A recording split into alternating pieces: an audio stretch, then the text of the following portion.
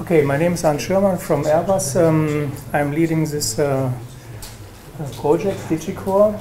It's called Decentralized Agile Coordination Across Supply Networks.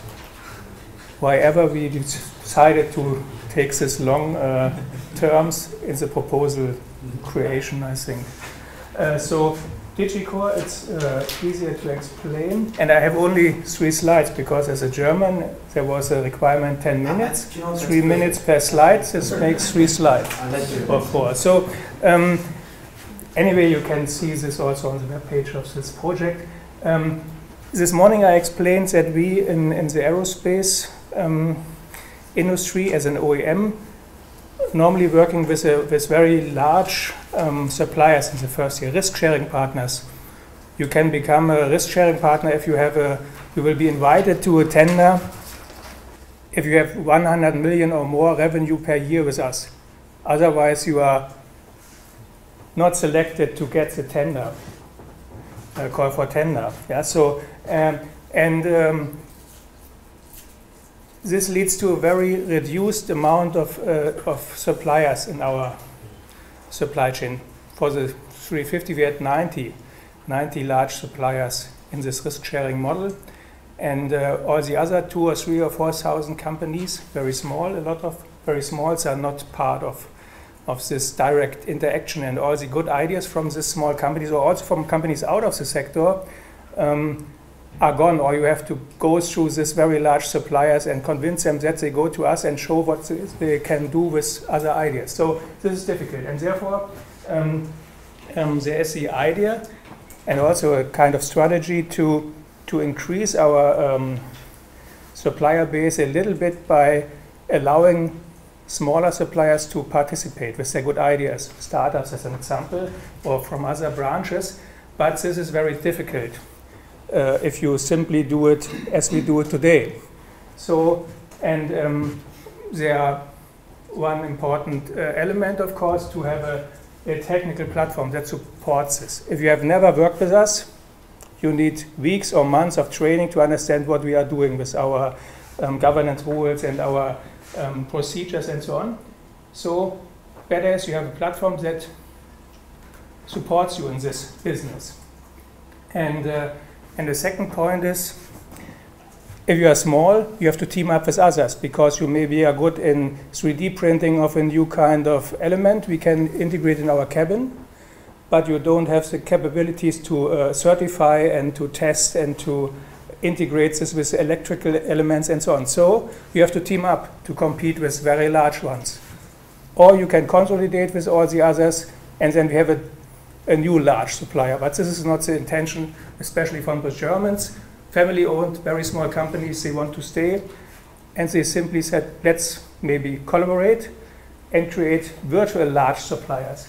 So our project addresses a platform that helps small suppliers to create virtually large suppliers that are capable to supply very complex products in our very complex environment, and not only doing build to print, taking a drawing and doing something. This is not so interesting. So and this is what we addressing. So platform idea is not so new from a research point of view, but we have seen in the past a lot of the platforms failed because they are not a good business model to operate it. Most of the platforms in the past failed because in the end nobody wants to pay for it. A small company with 30 people don't pay for a platform to join with other 200 ones. So you need somebody who pays for it. You need some ideas how to pay for services or tools on the platform, subscription things, all the things. This is besides the technical implementation also a question we have to tackle. And for that we teamed up with two clusters. So in Germany we have regional clusters of 100, 200, 300 aircraft suppliers, small ones, and they anyway have an organization. They have a cluster association, and they're providing very simplistic services like providing support to air shows. If you are small, you want to go to Dubai, as actually running a Dubai air show, You can, of course, go and pay thousands of euros for your boost, or you join this association and they do it. And they will operate this platform, this technical platform, and the members will gain from this. And why it is so difficult for us? Because we have a very complex life cycle. This is if we want to go for a new aircraft and we decide to go for a new cabin, of course, and we want to, as an example, outsource the problem of a lavatory or cabin seats for business or something, business passengers.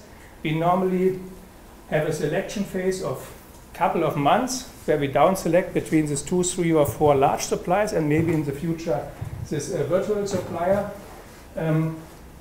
who can go for it. Then we have a couple of years development. At the moment we're working on a really ambitious project to go down from maybe 8 to 10 years development for a new aircraft to 5. So, and within this project, development project process, you have to manage a lot of administrative and also technical challenges along a very complex development process. And then, if you have managed this, you can deliver for decades. If you have a for 320 developed something in the late 80s, you still have maybe up to 2030 in front of you to deliver if you are happy. So you have to survive this life cycle. And then, of course, you have to serve 25 years for the running fleet. And, of course, a small company with 50 or 100 people will have difficulties to explain this to our procurement. So you will not survive this. And then we're discussing always the automation. You will never reach this. So this is what we want to do. We want to have a platform that supports the complete process. First of all, to find the right partners, win the tender, then to survive the development process with a lot of governance things, and then also to produce it together. And this is what we have to do then here. We have to provide the capabilities to identify an interesting tender, find the right collaboration partners, create the virtual suppliers with a framework contract from a legal point of view, and all these things. Then the technical means to organize, not only an iShare and some file exchange. This is what we anyway provide to our suppliers, but more sophisticated. And then we want to have a certified platform that we can trust that this group of suppliers will survive this process. So from a technology point of view, what are the highlights? Okay, we will have some collaboration concepts to develop. Is this a group of equal suppliers? Difficult, because then you are voting for decision making, or is one the lead supplier, and so on. The business model, how to pay for the tools on the platform, how to operate the platform, and so on. This framework, the platform itself, how to implement this from a technical point of view. We have seen a really nice platform from this Kramer, really impressive.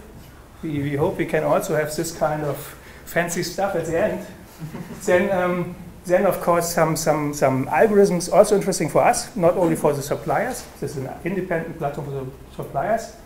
How to decompose our structure if you go for a laboratory. It's a frame, it's a toilet element, it's electrical system, a water system. This we want to have more automated decomposed, and then we want to see what kind of suppliers matching to the different hardware elements, but also to the soft services behind. You need certification, you need a logistics, packaging, all the things in addition, not only the bill of material decomposition. And then, of course, assessment, ranking, and tracking, and so on. The orchestration of the collaboration itself, the governance. We will inject our rules, hundreds of pages of procedures in a formal way in the platform, and we want to enforce our collaboration partner to execute it as we want. And if this is guaranteed by the platform, there's no question that we can operate with this kind of virtual supplier. And then we have some additional tools as an open kind of ecosystem to install more and more tools. And we will start with production planning and scheduling things. So we also want to connect the platform to the shop floor, because if you reach finally this region, then you have to be that efficient as a single large supplier who produces in one shop floor. But then now we have in a group of suppliers maybe distributed production. And this, with the new technologies we have seen here also, maybe is supportable by some distributed, real-time driven approaches to make decisions. If one supplier is late or a downbreak of a machine or something like happens in the production network of our virtual supplier, then we can also use this kind of technologies. We want to do with OPCUA, I think, as a standard. Yeah, this is in the end what we want to do, and here some figures, but this is important. It's a typical European project. Naming, you will find all the facts and more here. So we have started. Next April we have half of the time, and we will have a first prototype, hopefully. Perfect. Thanks.